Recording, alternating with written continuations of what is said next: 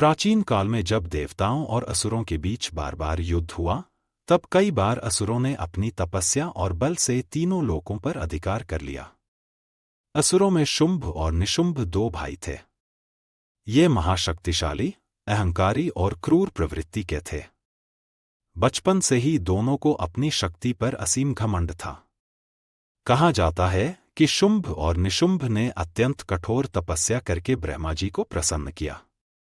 जब ब्रह्मा जी उनके सामने प्रकट हुए तो उन्होंने वर मांगा, हे पितामह, हमें ऐसा वर दीजिए कि हम देवताओं, दानवों, यक्षों, राक्षसों और मनुष्यों से अजेय हों। कोई भी हमारी मृत्यु का कारण न बन सके। ब्रह्मा जी ने कहा, हे असुरराज, मृत्यु तो सभी को निश्चित है, फिर भी तुम्हारी इच्छा के अनुसार कोई पुरुष तुम्हें नहीं मार सकेगा।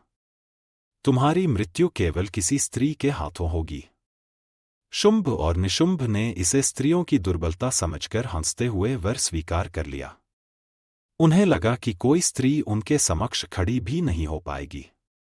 यही घमंड आगे उनके विनाश का कारण बना। शुंभ निशुंभ का अत्याचार वरदान पाकर शुंभ और निशुंभ ने चारों ओर अपना आतंक फैलाना शुरू किया। उन्होंने देवताओं पर आक्रमण कर स्वर्ग पर अधिकार कर लिया। इंद्र, अग्नि, वरुण, यम, सूर्य, चंद्र सभी देवता भयभीत होकर इधर-उधर छिपने लगे। इंद्र का सिंहासन शुंभ ने ले लिया और देवताओं की सभी विभूतियां, ऐरावत हाथी, उच्चैःश्रवा घोड़ा, कल्पवृक्ष, पारिजात, कामधेनु, सब असुरों ने लूट लिए। देवताओं की हानि केवल राजसत्ता तक सीमित नहीं रही, बल्कि यज्ञवेदियों का अपमान होने लगा। वेदपाठ बाधित होने लगे। धर्म की जड़ें कमजोर पड़ने लगीं। असुरों की सभा में मदिरा और हिंसा का तांडव मचने लगा। देवता अपने ही लोकों से निकाले गए। चारों ओर अराजकता फैल गई। हताश देवता भगवान शिव और विष्णु के पास गए और सहायता मांगी। तब भगवान ने कहा, हे देवगण, जब जब असुरों का अत्याचार बढ़ता है, तब आद्या शक्ति मां दुर्गा ही इसका अंत करती हैं। तुम हिमालय पर जाकर आद्या शक्ति की स्तुति करो। देवी का प्राकट्य देवताओं ने हिमालय पर एकत्र होकर आद्या शक्ति की आराधना की। उन्होंने स्तुति की, नमः देव्य महादेव्य शिवाय सत्तं नमः। नमः प्रकृत्य भद्राय नियताः प्रणताः स्मताम्। देवताओं की पुकार से तीनों देव, ब्रह्मा, विष्णु और महेश के तेज से एक दिव्य प्रकाश उत्पन्न हुआ। वही प्रकाश महाशक्ति का रूप लेकर प्रकट हुआ।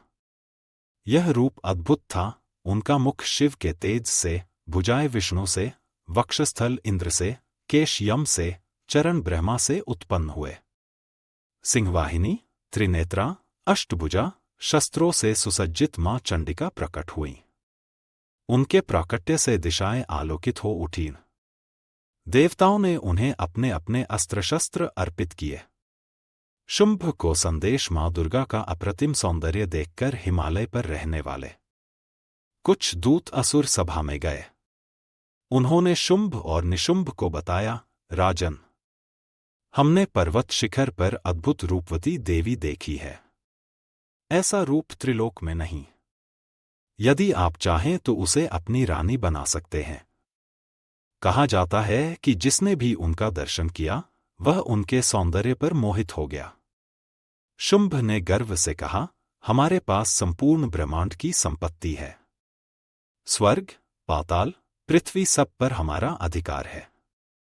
ऐसी देवी का हमसे विवाह करना सौभाग्य समझना चाहिए। जाओ, उसे संदेश दो कि शुंभ और निशुंभ तुम्हें अपनी रानी बनाना चाहते हैं। यदि तुम स्वेच्छा से आओगी तो ऐश्वर्य में सहभागी बनोगी। दूतों ने देवी के पास जाकर संदेश सुनाया। मां ने शांत स्वर में कहा, मैंने प्रतिज्ञा ली है कि जो वीर मुझे युद्ध में पराजित करेगा, वही मेरा पति बनेगा। यदि तुम्हारे स्वामी मुझे जीत लें, तो मैं उनकी दासी क्या, रानी बनकर भी जाऊंगी।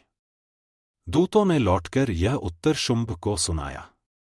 यह सुनते ही शुंभ का क्रोध भड़क उठा। उसने कहा, अरे, एक स्त्री हमारा अपमान कर रही है।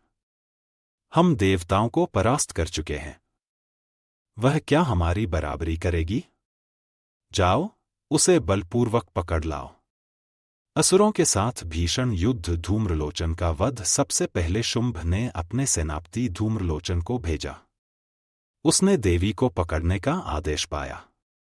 धूम्रलोचन ने हिमालय पर आकर गर्जना की, हे स्त्री, शुंभ निशुंभ के आदेश से समर्पण करो, नहीं तो मैं तुम्हें बलपूर्वक ले जाऊंगा। मां ने शांत स्वर में कहा, यदि तुम्हें युद्ध का अभिमान है तो आगे बढ़ो।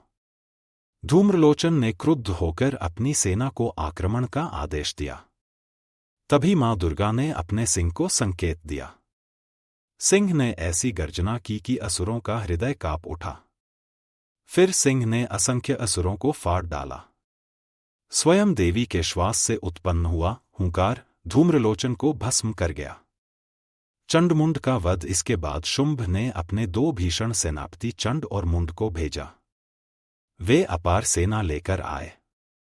मां दुर्गा ने अपनी भ्रिकुटी से एक भयानक काली शक्ति प्रकट की, कालिका, जो कराल मुख वाली, त्रिशूलधारिणी, शवों से भूषित थी।